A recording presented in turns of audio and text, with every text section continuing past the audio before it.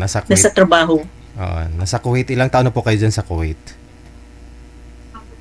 Matagal-tagal na rin, 21.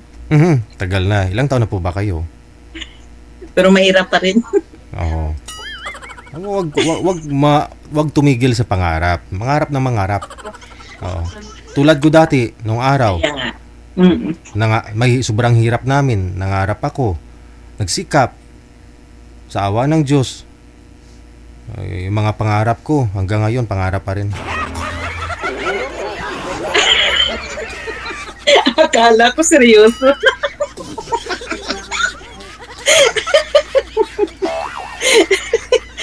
Seryoso nga ni. Ano ba paglingkod ko sa iyo, ma'am? Ganik man. Wala ko kayong asawa? Nang dugay na, matagal na, since 2012. 2012. Ang tagal na nga, ano? Bakit? Biyuda po kayo? Namatay na ho siya? Ilan po anak? 3, pero may kanya-kanya na silang pamilya. Okay, sige.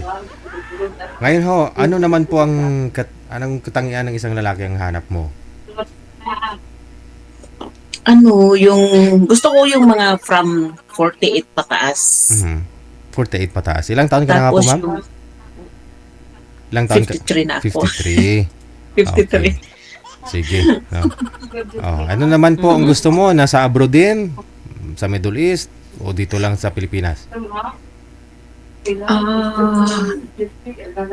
Kahit saan siya, basta yung nangangarap din na magkaroon ng seryoso na relasyon. Yung nag-iisip din tungkol sa Hindi ka na gumagalaw. yung gusto ko sa lalaki yung may plano. May pangarap sa Sa buhay. kinabukasan. Okay. I mean, ikaw hoy, malalaki na po mga anak mo, tapos na sa pag-aaral, may mga pamilya na sila, stable na. Okay lang po ba sa'yo kahit may pinapaaral pa ho si sir? Ito po kasing makakausap mo, may pinapaaral pa daw siya. Okay lang po ba sa'yo? Pero biyudo siya. Ay, di ko lang sure. Alamin nyo na lang po mamaya. Okay. Okay lang. Sa usapan na lang yan, sir. Oo. Sir DG. Pero boyfriend ka naman since 2012. Meron naman po kayong naging boyfriend. Nasubukan ko din pero hindi nagwo-work eh. Kasi nasa abroad ka, Medyo no? mahirap kasi ang LDR pero Yes. i-try ko ulit kung malay mo. Ilang years na po kayong walang boyfriend? Ay matagal na. Hindi yung LDR namin, yung doon sa ano lang, hindi talaga kami nakita personal. Sa isang bisis lang po ba kayo ng boyfriend?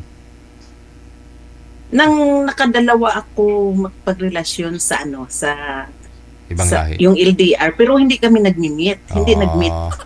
Ayun Hindi lang. kasi nag-work.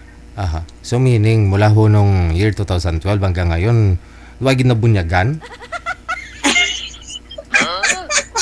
Hello. Wala na bunyag. Nakakadto na matada sa akong nanisto. Amo nga ni, wala na bunyagan? Wala man kay pang sang seryoso. Okay. Sige. Sige ho, ma'am, ha. Nasa Kuwait. Tapos, ano gusto nyo? Magpo-for good ka na po ba? Pag meron na ho kayong matipuhan, magustuhan? Hindi kasi may plano pa man ako. Mga hanggang 2030, mga ganyan. Pag matupad na yung yung plano ko, siguro makadesisyon na ako mag-for good. Pero yung gusto ko lang kasi, yung tulad yan, halimbawa, meron akong doon, yung parang gusto ko yung habang dito ako, tapos nagpaplano kami, tapos gusto ko kasi yung mag-for good ako, yung meron na. Bahay, ganun ibig mong sabihin. Oo. May bahay naman ako, pero gusto ko lang kasi yung tulad yan sa aming dalawa, yung wag kang mag-for good na wala kayong business. Makukunan ng makain. Okay. Saan po kayo dito? Simple lang yung pangarap ko. Saan po kayo dito sa Pilipinas? Origin from? Sa Bacolod. Bacolod. Okay. Okay lang mo sa'yo na yung province na nasa malayo sa Bacolod, dito lang sa Luzon o sa Mindanao. Okay lang po sa'yo yun? Subukan natin. Pero mas maganda sanang sa Bacolod, no? Oo, gani. Oo, siyempre, taga Bacolod ka, no? Malay mo, Oo. baka meron ho dyan mga taga Bacolod, ha? Standby po kayo, ma'am. Ilang taon ka na nga po ulit? 53. 53 Pero years old. kung, depende kung kahit saan kung okay lang naman siya, di ba? Depende, basta namit, ah. Pero mas priority ko ginang Bacolod kung may Okay, ah. Basta namit, ah.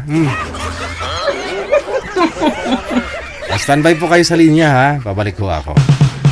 Oo, secretary. Ayun. You just heard, no? Nakita po ninyo, napanood po ninyo si Miss Ruth mula po sa may Kuwait.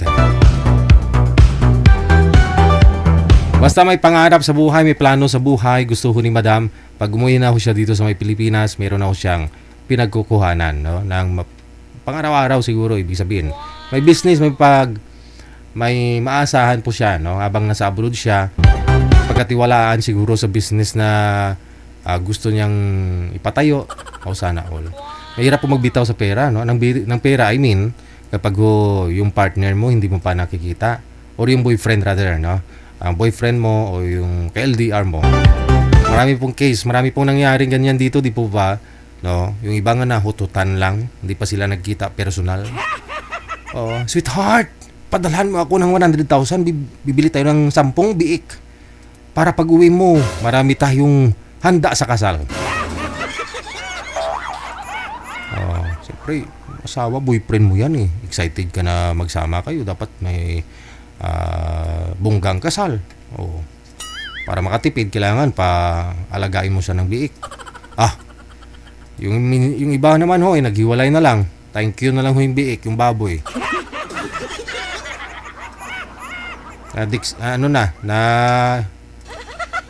Nabinta na yung baboy. Kahit ikog ang baboy, hindi mo natikman.